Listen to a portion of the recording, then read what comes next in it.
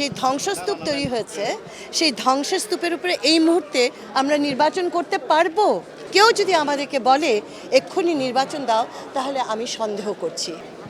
আমরা তো সমস্যাগুলোকে রাজনীতির বাইরের থেকে পর্যবেক্ষণ করি। ওনারা দ্রুত চাইছেন, ভালো কথা, আমরাও নির্বাচন চাইছি। স্যার বলেছেন গণতন্ত্রে ফিরে আসতে চাইছি। আপনি একজন জার্নালিস্টের বাইরে আপনি একজন নাগরিক।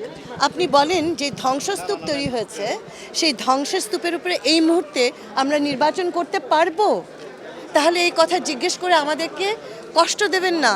চলুন আমরা একসাথে কাজ করি এই ধ্বংসস্তূপটা সরাতে। অনেক কিছু সাফ করতে হবে, অনেক কিছু পরিষ্কার করতে হবে, তারপরে আমরা নির্বাচন করব। কেউ যদি আমাদেরকে বলে এক্ষুনি নির্বাচন দাও, তাহলে আমি সন্দেহ করছি যে তারা আমাদেরকে কাজটা গুছিয়ে করতে দিতে চাইছে না, এবং সেটা হচ্ছে রাজনৈতিক কারণে।